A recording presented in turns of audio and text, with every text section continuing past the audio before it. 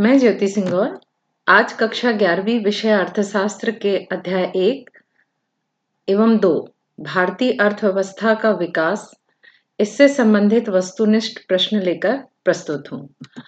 आज हम अध्याय 1 स्वतंत्रता की पूर्व संध्या पर भारतीय अर्थव्यवस्था इसके जितने भी महत्वपूर्ण बिंदु हैं उनको मैं वस्तुनिष्ठ रूप में लेकर प्रस्तुत हूँ।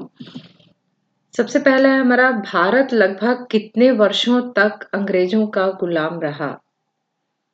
भारत स्वतंत्रता प्राप्ति से पूर्व लगभग 200 वर्षों तक ब्रिटिश शासन के अधीन था। कितने वर्ष था? 200 वर्ष। स्वतंत्रता के पूर्व किसके अधीन था? अंग्रेजों का गुलाम था। टाटा आयरन स्टील कंपनी की स्थापना किस सन में हुई? 20वीं शताब्दी के आरंभिक वर्षों में लोहा और इस्पात उद्योग का हमारे देश में विकास हुआ। Tata iron steel company TISCO की स्थापना कब हुई थी हमारे देश में? 1907 में। टिस्को की स्थापना कब हुई थी? 1907। टाटा आयरन स्टील कंपनी की स्थापना 1907 में। पटसन उद्योग का केंद्रीकरण हुआ। पटसन उद्योग की स्थापना का जो श्रेय है वो विदेशियों को दिया जा सकता है। यह उद्योग केवल बंगाल प्रांत तक ही सीमित था। वैसे जो बंगाल का मलमल का कपड़ा है वो बहुत विश्व प्रसिद्ध था। ये भी एक तरह का सूती वस्त्र है, एकदम महीन बारीक होता है। स्वतंत्रता के पूर्व ढाका भी भारत का हिस्सा था, तो विशेषकर ढाका का जो मलमल है ये पूरे विश्व प्रसिद्ध था। तो स्वतंत्रता के पूर्व हमारे देश का जो व्यापार था वो काफी विश्व के अनेक देशों से होता था। स्वतंत्रता के पूर्व भारत का आधे से अधिक व्यापार किस देश के साथ था? व्यापार जो बढ़ाना था उसका जो मुख्य उद्देश्य था, ब्रिटेन अपने देश का लाभ बढ़ाना चाहता था। भारत को केवल कच्चे माल का निर्यातक बनाना अंग्रेजों का उद्देश्य था। व्यापारिक रूप से इंग्लैंड ने भारत को आयात निर्यात पर अपना एकाधिकार बना लिया था। तो जो हमारा जितना व्यापार था ज्यादातर वो कहाँ तक सीमित होकर रह गया था? केवल ब्रिटेन तक। वैसे अंग्रेजों के जमाने के पहले विश्व के अनेक देशों में हमारा व्यापार होता था, परंतु अंग्रेजी शासन के बाद जो हमारा मुख्य व्यापार कहाँ तक सीमित रह गया था? ब्रिटेन, इंग्लैंड तक सीमित रह गया था। भारत में सर्वप्रथम जनगणना हुई थी। भारत में कब हुई सबसे पहले जनगणना? सरकारी जो जनगणना है भारत में सबसे पहले 1881 में हुई। आपको पता है कि हमारे देश में जो जनगणना है वो प्रत्येक 10 वर्ष में होती है। हर 10 वर्ष में हमारे देश में जनगणना होती है। तृतीय क्षेत्र को कहा जाता है, किसको कहा जाता है भाई? पहला है कृषि क्षेत्र। ये कौन सा क्षेत्र है? ये प्राथमिक क्षेत्र है। ये दूसरा उद्योग क्षेत्र, ये कौन सा क्षेत्र कहलाता है? द्वितीयक क्षेत्र। और सेवा क्षेत्र क्या कहलाता है? तृतीयक क्षेत्र कहलाता है। सेवा क्षेत्र कौन सा क्षेत्र कहलाता है? तृतीयक क्षेत्र। औपनिवेशिक काल में भारतीयों का मुख्य व्यवसाय था। औपनिवेशिक काल में जो हमारी लगभग 85% जो जनसंख्या थी वो गांव में निवास करती थी, और वो प्रत्यक्ष या अप्रत्यक्ष रूप पर किस पर निर्भर थी? कृषि पर। तो औपनिवेशिक काल में जो भारतीयों का मुख्य व्यवसाय वो क्या था? कृषि था। देश के स्वाधीनता के समय कृषि की स्थिति थी, कैसी थी? देश की जो कृषि की स्थिति थी वो कैसी थी? बहुत पिछड़ी थी। इसका मुख्य कारण क्या था? इसका मुख्य कारण था औपनिवेशिक शासन के द्वारा जो लागू भू व्यवस्था थी, जमींदारी प्रथा थी, सिंचाई की कोई सुविधाएं नहीं थी, आधुनिक उपकरणों का, प्रौद्योगिकी का कृषि में कोई उपयोग नहीं होता था, उर्वरकों का कोई उपयोग नहीं होता था।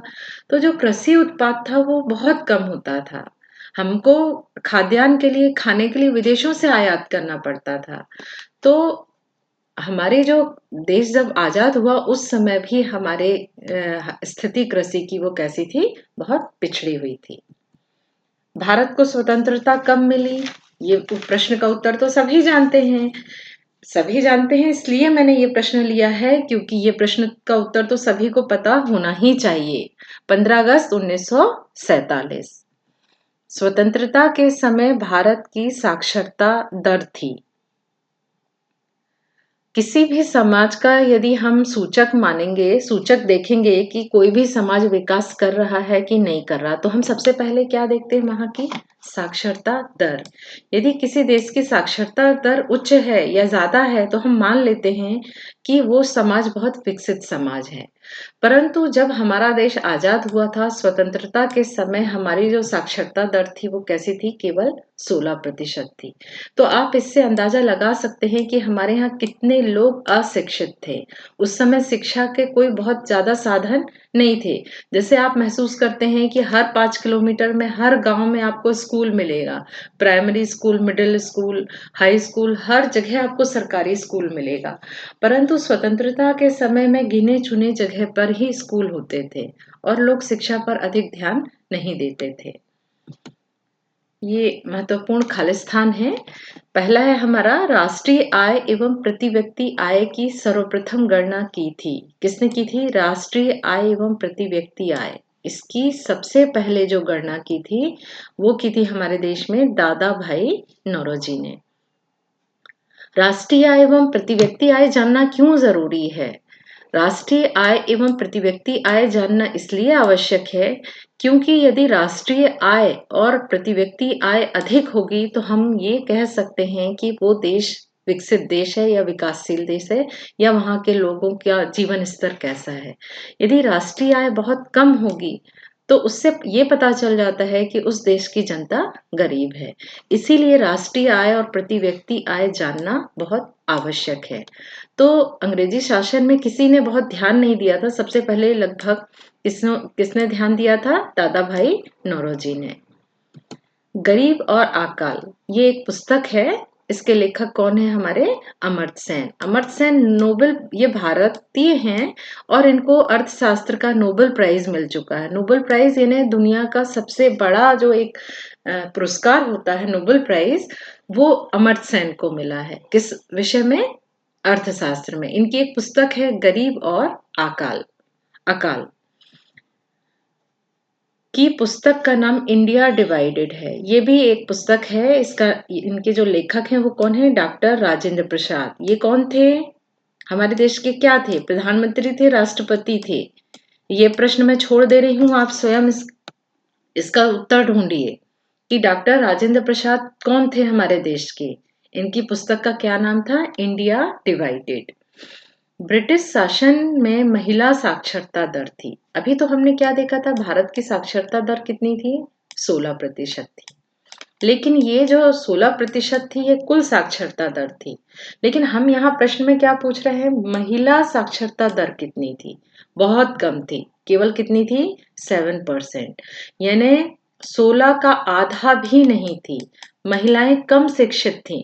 पुरुष की तुलना में महिलाएं कम शिक्षित थी। कितना था परसेंट? केवल 7%। भारत में रेल सेवा का प्रारंभ खालिस्तान में मुंबई और थाने के बीच हुआ था। औपनिवेशिक काल या कहें हम अंग्रेजों के शासन काल में संचार व्यवस्था का तो बहुत विकास हुआ था, परंतु जो संचार व्यवस्था का विकास हुआ था, वो भारत को उन्नत करने के लिए नहीं किया गया था।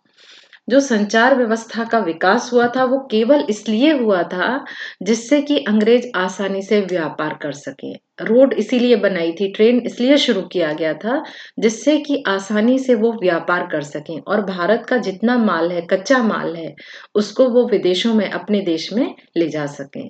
तो क्या है, भारत में रेल सेवा का प्रारंभ कब हुआ था? 1854 में। सबसे पहले ट्रेन कब चली थी? मुंबई से थाने के बीच में। स्वेज नहर खालिस्तान और खालिस्तान को जोड़ती है। किसको जोड़ती है? भूमध्य सागर और लाल सागर। स्वेज नहर भूमध्य सागर और लाल सागर को जोड़ती है। स्वेज नहर का जो निर्माण किया गया था, वो भी व्यापार के लिए किया गया था। इसके पहले, इस नहर के बनने के पहले, ब्रिटेन को बहुत लंबा चक्कर लगाकर समुद्री मार्ग से भारत आना पड़ता था, जल मार्ग से। परंतु नहर बनने से जो रास्ता था वो बहुत छोटा हो गया था। स्वेज नहर आज आर्थिक और सामाजिक दृष्टि से विश्व का सबसे महत्वपूर्ण जलमार्ग है। तो स्वेज नहर बनने से जो व्यापार था वो बहुत आसानी से होने लगा, क्योंकि प्रायः जितना व्यापार होता है वो कौन से मार्ग से होता है? जल मार्ग से होता है। पहले तो और अधिक जल मार्ग से होता था। तो स्वेज नहर के बनने से ये आसानी हो गई थी, जो लंबी दूरी थी समुद्र को पार करके जाना पड़ता था, अब वो दूरी कैसी हो गई थी? पास हो गई थी। तो व्यापार आसानी से होने लगा। आज भी स्वेज नहर का बहुत महत्व है। स्वतंत्रता के पूर्व जीवन प्रत्याशा थी, कितनी थी? 68 वर्ष। जीवन प्रत्याशा यानी जीवन जीने की आशा, या जीवन, एक व्यक्ति की औसत उम्र क्या है? किसी भी देश का जो जीवन स्तर है वो जीवन प्रत्याशा देखकर लगाया जाता है। जिस देश में व्यक्तियों की जितनी अधिक लंबी उम्र होगी, ये मान लिया जाता है वहाँ के व्यक्तियों का जीवन स्तर अच्छा है, उसको पौष्टिक भोजन मिल रहा है, उसको उसके देश में स्वास्थ्य की सुविधाएं अच्छी हैं। तो स्वतंत्रता के पूर्व भारत की जो जीवन प्रत्याशा थी वो कितने वर्ष थी? 68 वर्ष थी। अगला हमारा अध्याय है अध्याय 2, भारतीय अर्थव्यवस्था 1950 से 1990।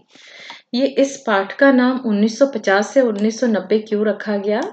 इसके पीछे एक लॉजिक है। ये है कि 1950 में लगभग हमारा जो योजनाएं हैं देश की और विकास के जो कार्यक्रम है वो कब चालू हुए थे? लगभग 1950। और दूसरा जो है, मतलब ये कह सकते हैं कि जो हमारी अर्थव्यवस्था की जो शुरुआत है वो कब शुरू हुई है? लगभग 1950। आजाद तो पहले हो गया था, परंतु काम शुरू होते होते हमारी अर्थव्यवस्था का ये मान लिया जाता है कब हमारा देश का विकास चालू हुआ? 1950। 1990 क्यों है? क्योंकि 1991 में हमारे देश में एलपीजी आ गया था। एलपीजी आपको उदारीकरण, निजीकरण और वैश्वीकरण, ये अगले पाठ में आप पढ़ चुके हैं। तो ये जो लगभग 1950 से 1990 की जितनी भी नीतियां थी लगभग एक समान थी।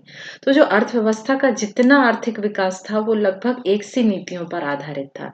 इसीलिए इस पाठ का नाम रखा गया है 1950 से 1990।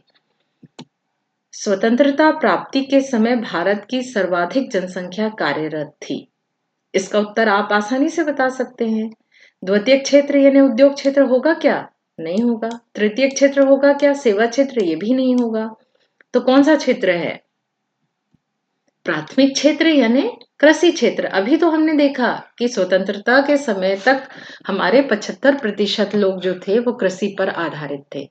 गांव में रहते थे 85% लोग, लेकिन 75% लोग तो निश्चित कृषि पर आधारित थे। तो सर्वाधिक जनसंख्या कहाँ कार्यरत थी? प्राथमिक क्षेत्र पर। देश की स्वतंत्रता के समय कृषकों का शोषण किया जा रहा था। किसके द्वारा?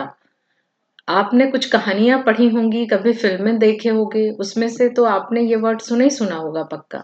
जनता के द्वारा नहीं, विद्यार्थी तो कर ही नहीं सकते, व्यापारी ये भी नहीं। तो सही उत्तर क्या है? किसके द्वारा शोषण किया जा रहा था किसानों का?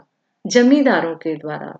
उस समय जो राजस्व वसूली थी, जो लगान था, जो कर था, वो भूमि के बदले मेरी जमीन रहती थी इसके बाद भी मुझे कर देना पड़ता था। तो अंग्रेज किसके माध्यम से कर लेते थे? जमींदारों के माध्यम से। और जमींदार ज्यादा से ज्यादा कर वसूल करके अंग्रेजों को देते थे, जिससे इनके पॉइंट बढ़ जाएं, इनका प्रमोशन हो जाए। और यदि कर वसूल करके, लगान वसूल करके नहीं देते थे तो इनको पद से हटा दिया जाता था। तो इस तरह से जो सबसे ज्यादा शोषण किया गया किसानों का वो किसके द्वारा किया गया था हमारे देश में? जमींदारों के द्वारा। नागपुर योजना का संबंध है। नागपुर योजना का जो संबंध है वो किससे है? सड़क का विकास। भारतीय योजना आयोग का गठन कब हुआ? योजना आयोग का गठन 15 मार्च 1950 में प्रधानमंत्री की अध्यक्षता में योजना आयोग की स्थापना की गई। इस प्रकार हमारे देश में पंचवर्षीय योजना का युग का प्रारंभ हुआ। परंतु 13 अगस्त, हाँ, ये योजना आयोग क्यों बनाया गया? योजना आयोग इसलिए बनाया गया ताकि स्वतंत्रता के बाद हमारे देश का समुचित विकास हो सके। जैसे आज आपका एग्जाम होने वाला है, यदि फरवरी में होगा मान लो, तो आप यदि अभी से योजना बना लेंगे कि आपको कैसे अंक लाना है, तो आप बहुत अच्छे मार्क्स ला सकते हैं, आप बहुत अच्छे अंकों से पास हो सकते हैं। परंतु यदि आपने कोई योजना नहीं बनाई तो आप बहुत अच्छा रिजल्ट नहीं ला सकते। इसी प्रकार जब हमारा देश आजाद हुआ तो हमको भी किसी योजना की जरूरत थी, जो समय समय पर या एक निश्चित समय में हमारे देश को विकसित देश की श्रेणी में ला सके। देश का आर्थिक विकास करने के लिए, देश की कृषि का विकास के लिए, उद्योग के विकास के लिए, स्वास्थ्य के क्षेत्र में विकास के लिए योजना की जरूरत थी। इसी उद्देश्य को ध्यान में रख के भारतीय योजना आयोग का गठन किया गया। तब प्रधानमंत्री कौन थे? जवाहरलाल नेहरू थे। कौन थे? जवाहरलाल नेहरू। परंतु आपके लिए ये जानना बहुत जरूरी है कि ये जो योजना आयोग है 2014 में समाप्त कर दिया गया। कब समाप्त कर दिया गया? 2014, 13 अगस्त 2014 को योजना आयोग समाप्त करके नए आयोग का गठन किया गया। नया आयोग कौन सा आयोग है? नीति आयोग। नीति आयोग का गठन कब किया गया? 1 जनवरी 2015। आपसे परीक्षा में अब इससे भी संबंधित जरूर प्रश्न पूछा जाएगा। नीति आयोग का क्या काम है? इसका काम भी लगभग वही है योजना आयोग का के जैसा, परंतु कार्यविधि में थोड़ा सा अंतर है। काम ये भी वही कर रहा है, परंतु इसकी कार्यविधि, इसके सिस्टम में थोड़ा परिवर्तन है। कब से चालू हो गया योजना नीति आयोग? 2015 से। महालनोबिस का औद्योगिक विकास मॉडल किस योजना में अपनाया गया? किस योजना में अपनाया गया? द्वितीय पंचवर्षीय योजना में। द्वितीय पंचवर्षीय योजना से ही हमारे देश में सही मायने में योजना का कार्य प्रारंभ हुआ, क्योंकि प्रथम पंचवर्षीय योजना में तो देश में उतनी समझ नहीं थी, उतना समझ में नहीं आ रहा था कि कहाँ से काम चालू करें, कैसे काम चालू करें, किस क्षेत्र में कार्य चालू करें, कृषि पे ध्यान दें कि उद्योग पे ध्यान दें। तो जो वास्तव में हमारी पंचवर्षीय योजना का काम था वो कब चालू हुआ था? द्वितीय पंचवर्षीय योजना में। यह जो योजना है ये महालनोबिस के विचारों पर आधारित थी, इसीलिए इन्हें भारतीय योजना का निर्माता भी कहा जाता है। ये प्रश्न भी है, एक और प्रश्न है कि भारतीय योजनाओं का निर्माता किसे कहा जाता है? तो ये 2 प्रश्न यहाँ बन रहे हैं आपके। ये कौन है? महालनोबिस। महालनोबिस को भारतीय योजनाओं का निर्माता भी कहा जाता है। अच्छा, एक खास बात और थी कि महालनोबिस बहुत बड़े अर्थशास्त्री और सांख्यिकी विद थे। महालनोबिस ने कलकत्ता में भारतीय सांख्यिकी संस्थान, जिसका शॉर्ट फॉर्म है IS इंडियन स्टैटिस्टिकल इंस्टीट्यूट, इसकी स्थापना की। ये जो भारतीय सांख्यिकी संस्थान है, ये इसका नाम पूरे विश्व में है। जैसे आपने सुना होगा कि मैथ्स करने वाले IIT में जाना चाहते हैं, उनका सपना रहता है कि हम कहाँ पढ़ें? IIT में। उसी तरह यदि किसी को भी अर्थशास्त्री बनना है, बहुत बड़े पद पे जाना है, बहुत अच्छे अर्थशास्त्री बनना चाहते हैं वो, तो उनका सपना क्या होता है? ISI में एडमिशन। ये संस्थान बहुत बड़ा संस्थान है और इससे पढ़ने वाले देश और विदेश में बहुत मुख्य अर्थशास्त्री बनते हैं। तो आज भी ISI का बहुत अधिक नाम है। भारतीय अर्थव्यवस्था कैसी अर्थव्यवस्था है? आप बताइए। बहुत सरल प्रश्न है, 10वीं में भी ये पढ़ चुके हैं। अर्थव्यवस्था कितने प्रकार की होती है? पूंजीवादी, समाजवादी और मिश्रित अर्थव्यवस्था। तो हमारे देश में कौन सी अर्थव्यवस्था है? हमारे देश में जो अर्थव्यवस्था है वो मिश्रित है। हमारे देश में मिश्रित अर्थव्यवस्था क्यों है?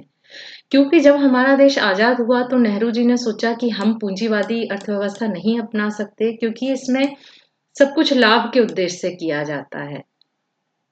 समाजवादी में महत्वपूर्ण क्या होता है? समाज, इसीलिए इसको भी हम नहीं रख सकते हैं। तो फिर नेहरू जी और देश के प्रमुख अर्थशास्त्रियों ने निश्चित किया कि हमारे देश की जो अर्थव्यवस्था होनी चाहिए वो कैसी होनी चाहिए? मिश्रित अर्थव्यवस्था। तो भारत की अर्थव्यवस्था कैसी है? मिश्रित है। पहली पंचवर्षीय योजना लागू की गई। कब लागू की गई? योजना आयोग कब बना था? 1950। और पहली पंचवर्षीय योजना कब शुरू हुई? 1 अप्रैल 1951। अच्छा, योजना क्या होती है? योजना किसी देश के संसाधनों का प्रयोग से देश का अधिकतम विकास करना है। योजना से हम क्या कर सकते हैं? प्लानिंग से हमारे देश में जो उपलब्ध संसाधन है उसका हम अधिकतम विकास कर सकते हैं। हमारा देश जब आजाद हुआ तो पंचवर्षीय योजना का जो विचार आया, ये पंचवर्षीय योजना का जो विचार है वो कौन से देश से लिया गया था? वो लिया गया था सोवियत संघ। सोवियत संघ में पहले से ही पंचवर्षीय योजनाएं चलती थी। तो ये जो हमारे देश में पंचवर्षीय योजना है, इसका विचार किस देश से लिया गया था? सोवियत संघ से। भारत में निम्न में से किस फसल की औसत उपज प्रति हेक्टेयर सबसे अधिक है? सर्वाधिक है मतलब सबसे अधिक है। तो हमारे देश में कौन सी फसल सबसे अधिक होती है? उत्पादन के दृष्टि से नहीं, प्रति हेक्टेयर यानी 1 एकड़ जमीन में या 1 हेक्टेयर खेती में सबसे अधिक उपज किसकी होती है? गेहूं की होती है। अच्छा, जो हरित क्रांति आई थी, हरित क्रांति में जो उन्नत बीज थे सबसे पहले किसके आए थे? गेहूं के आए थे। हरित क्रांति के जनक कौन है? हरित क्रांति के जनक कौन है? इंदिरा गांधी नहीं, मोरारजी देसाई नहीं, लाल बहादुर शास्त्री, ये तीनों उत्तर नहीं है। इसका सही उत्तर क्या है? MS स्वामीनाथन। अच्छा, MS स्वामीनाथन को भारत में हरित क्रांति का जनक कहा जाता है। ये कहाँ पर कहे जाते हैं? भारत के। परंतु यदि हम विश्व की हरित क्रांति की बात करें तो विश्व में हरित क्रांति के जनक माने जाते हैं नॉर्मन बोरलॉग। वो माने जाते हैं कि उन्होंने विश्व में हरित क्रांति को लेकर आए। हरित क्रांति क्या है? हरित क्रांति में उच्च पैदावार वाली किस्म के बीजों का प्रयोग करते हैं। इसमें हम उर्वरक का उपयोग करते हैं, कीटनाशक का उपयोग करते हैं। और हरित क्रांति से जो मुख्य रूप से उत्पादन बढ़ा था वो किसका बढ़ा था? गेहूं का बढ़ा था। हरित क्रांति आने से पहले हमारा जो उपज था वो बहुत कम था। हरित क्रांति के बाद गेहूं में लगभग 200% उत्पादन में वृद्धि हुई थी। कितने प्रतिशत? लगभग 200। यानी आप समझ सकते हैं कि हरित क्रांति से उत्पादन में कितनी तीव्र वृद्धि हुई थी। हरित क्रांति में सम्मिलित है। हरित क्रांति में क्या क्या चीजें आवश्यक हैं? उन्नत बीज जरूरी है, कृषि का यंत्रीकरण यानी हमको आधुनिक यंत्रों का उपयोग करना पड़ेगा। ट्रैक्टर है और मतलब बहुत सारी मशीनें होती हैं कृषि उपकरण में, तो उनका भी हमको उपयोग करना पड़ेगा। रासायनिक उर्वरक का उपयोग करना पड़ेगा, कीटनाशक का उपयोग करना पड़ेगा। ये सभी जब होंगे तभी हरित क्रांति के अच्छे परिणाम हमको प्राप्त होंगे। तो इसका उत्तर क्या होगा? उपर्युक्त सभी। तो हरित क्रांति के लिए ये सभी चीजें आवश्यक हैं। केवल यदि आप बीज ले लेंगे, उन्नत बीज, और उस पर सिंचाई नहीं करेंगे, उस पर खाद नहीं डालेंगे, उस पर रासायनिक कीटनाशक का उपयोग नहीं करेंगे, तो उसकी उपज हमको प्राप्त नहीं होगी। इसीलिए हरित क्रांति ये सब चीजों से मिलकर ही बनती है। औद्योगिक प्रस्ताव नीति 1956 के प्रस्ताव में उद्योगों को कितने वर्गों में बांटा गया था? कितने वर्गों में बांटा गया था? 3। पहला था हमारा सरकारी उद्योग। देखिए, अब प्लानिंग के बाद में ये तय हुआ कि अब हमको उद्योगों का विकास किस प्रकार से करें। तो इन्होंने उद्योगों को बढ़ाने के लिए इसको कितने भागों में बांट दिया था? 3 भागों में बांट दिया था। ये जो पहले प्रकार के उद्योग थे, ये कौन से उद्योग थे? सरकारी उद्योग थे। कौन से उद्योग थे? सरकारी। और दूसरे प्रकार के उद्योग थे ये सरकारी प्लस निजी। इसमें दोनों आते थे, सरकारी प्लस निजी। और तीसरा क्या था? निजी उद्योग। पहले वाला सरकारी उद्योग में किसका अधिकार होगा? राज्य का अधिकार होगा। ये दूसरे में तो सरकार का अधिकार होगा, लेकिन इसमें लाइसेंस प्रणाली से लोगों को नए उद्योग खोलने की अनुमति दी गई। और ये जो निजी क्षेत्रक थे, ये भी सार्वजनिक क्षेत्र के अनुपूरक की तरह कार्य करेंगे। जहां सरकार उत्पादन नहीं कर पाएगी, वहां वो निजी क्षेत्र के उद्योगों को अनुमति देगी कि वो भी उत्पादन बढ़ाएं, क्योंकि मुख्य उद्देश्य तब क्या हो गया था? रोजगार बढ़ाना और उत्पादन बढ़ाना। इसीलिए औद्योगिक प्रस्ताव नीति 1956 में उद्योगों को अलग अलग 3 कैटेगरी में डिवाइड किया गया। 1955 ग्राम तथा लघु उद्योग समिति, इसे और क्या नाम दिया जाता है? कार्वे समिति के नाम से भी जानते हैं। इसका प्रश्न अलग ये भी हो सकता है कि ग्राम तथा लघु उद्योग समिति को किस समिति के नाम से जानते हैं? तो इसका क्या होगा उत्तर? कार्वे समिति, क्योंकि इसके जो अध्यक्ष थे वो कौन रहे होंगे? कार्वे जी थे। तो इस समिति का नाम क्या था? कार्वे। इसकी स्थापना क्यों की गई? इसकी स्थापना क्यों की गई? ग्राम विकास को प्रोत्साहित करने के लिए, लघु उद्योगों का प्रयोग को बढ़ावा देने के लिए इसका उपयोग किया गया। देखिए, कुछ तो लॉजिक आप भी लगाया करिए। यहाँ पे दिया है ग्राम तथा लघु उद्योग समिति, यहाँ दोनों चीजें दे दी है। ये समिति क्यों बनी थी? लघु उद्योग को बढ़ावा देने एवं ग्रामीण क्षेत्र में जितने उद्योग हैं इनको बढ़ावा देने के लिए इस समिति की स्थापना की गई थी। निम्न में से किस मद का निर्यात स्वतंत्रता के पूर्व नहीं होता था? अभी मैंने बताया था सूती वस्त्र का होता था ना, होता था। बंगाल से, ढाका से कौन सा होता था? मलमल का। चाय का भी, हमारे देश के जो चाय के बागान हैं वो पूरे विश्व प्रसिद्ध हैं। हमारे स्वतंत्रता के पहले भी हम हमेशा से चाय, हमारे देश की जो चाय है विश्व में सबसे अच्छी चाय मानी जाती है, आज भी मानी जाती है। इसके बाद जूट है, जूट का भी हमारे यहाँ पटसन है, इसका भी हमारे यहाँ पर्याप्त मात्रा में निर्यात होता था। परंतु ये जो इंजीनियरिंग उद्योग है इसका हमारे देश से निर्यात नहीं होता था। ये कब की बात चल रही है? स्वतंत्रता के पूर्व। स्वतंत्रता के पूर्व ये तीनों का व्यापार विश्व के अनेक देशों से होता था, परंतु इंजीनियरिंग उद्योग का व्यापार अन्य देशों से नहीं होता था, क्योंकि हमारे देश में ही इतने पर्याप्त मात्रा में उपकरण नहीं थे। पंचवर्षीय योजनाओं के लक्ष्य नहीं हैं। पंचवर्षीय योजना जब बनी थी तो कुछ लक्ष्य निर्धारित किए गए थे। जैसे आज आप भी लक्ष्य निर्धारित करने वाले हैं अपने रिजल्ट का, कि आप अपना 80% रिजल्ट लाएंगे कक्षा 11वीं में। आज ही आपने लक्ष्य निर्धारित किया और उसके अनुसार आपने आज से पढ़ाई शुरू कर दी। इसी प्रकार पंचवर्षीय योजना में ने भी अपने लिए लक्ष्य रखा। योजना बनाएंगे तो लक्ष्य के लिए बनाएंगे। तो जो हमारे देश की पंचवर्षीय योजना थी ये भी मुख्य 4 लक्ष्य लेके चली थी, जिसमें सबसे पहला था समृद्धि, दूसरा था कि हमको आधुनिकीकरण भी देश का करना है। सबसे बड़ी हमारे देश की समस्या क्या हो गई थी कि हम विदेशों पर निर्भर हो गए थे। हमारे यहाँ खाद्यान्न नहीं था, हमारे यहाँ जितने उपकरण थे वो विदेशों से मंगाने पड़ते थे। तो हमारी योजना थी कि अब हम आत्मनिर्भर होंगे, तो ये भी था हमारा। और चौथा था हमारा समानता, कि हम देश में जो आय की असमानता है और जितनी असमानता है, लोग बहुत गरीब हैं और कुछ लोग बहुत अमीर हैं, तो हमारे देश में समानता लाने का भी एक जो उद्देश्य था, लक्ष्य था। तो ये जो 4 लक्ष्य हैं, ये चारों लक्ष्य किसके थे? पंचवर्षीय योजनाओं के। तो कौन सा लक्ष्य नहीं था? रोजगार। तब योजनाओं का जो मुख्य उद्देश्य रोजगार निर्माण नहीं था। ये जो मुख्य लक्ष्य थे ये 4 थे: समृद्धि, आधुनिकीकरण, आत्मनिर्भरता और समानता। 15वां है, हरित क्रांति में खालिस्तान बीजों का प्रयोग को बढ़ावा दिया गया। अभी हमने देखा, अभी मैंने बात की थी कि हरित क्रांति में किस तरह के बीजों का उपयोग किया जाता है? उच्च पैदावार वाली किस्मों के बीज, जिन्हें हम क्या कहते हैं? HYV बीज भी कहते हैं। ये मैं कई बार इसलिए लिख रही हूँ क्योंकि आप जितनी प्रतियोगी परीक्षाएं यदि देखेंगे तो कहीं आपको HYV बीजों का शब्द उपयोग किया जाएगा और इससे संबंधित बहुत प्रश्न पूछे जाते हैं। इसके बाद है हमारा किसानों द्वारा।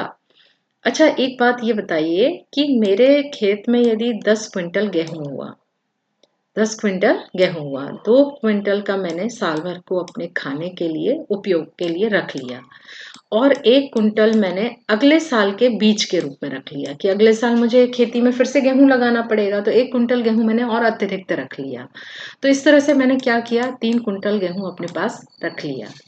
अब कितना क्विंटल गेहूं बचा है मेरे पास? 7 क्विंटल। क्या मैं इसको रख लूंगी? यदि मैंने रख लिया तो थोड़े समय बाद इसमें कीड़े हो जाएंगे या गेहूं अगले साल, 1 साल बाद खराब हो जाएगा, 2 साल बाद खराब हो जाएगा। तो इसीलिए ये 7 क्विंटल गेहूं मैं रख नहीं सकती या मुझे नहीं रखना चाहिए। तो मैं इसको क्या करूंगी? बाजार में बेच दूंगी। यही जो अतिरिक्त उत्पादन को जब हम बाजार में बेच देते हैं तो ये क्या कहलाता है? विपणित अधिशेष। क्या कहलाता है? विपणित अधिशेष। तो इस तरह से ये दोनों पाठ के महत्वपूर्ण बिंदु थे। साथ साथ में मैंने उससे संबंधित बातें भी की हैं। तो आप ये दोनों पाठ को अच्छे तरह से समझ गए होंगे। अब इन प्रश्नों से यदि आपको सही जोड़ी भी आएगा या सही विकल्प चुनो आएगा या सत्य असत्य आया या एक शब्द में उत्तर दीजिए, तो मैं समझती हूँ यदि आपने ये अच्छे से वीडियो को समझ लिया हो तो आप ये प्रश्नों के इन दोनों पाठों के प्रश्न के उत्तर कर पाएंगे। यदि ये दोनों पाठों को आप डिटेल में समझना चाहते हैं तो मैंने डिस्क्रिप्शन बॉक्स में नीचे दोनों पाठों के डिटेल के लिंक भी दे दिए हैं। Thank you.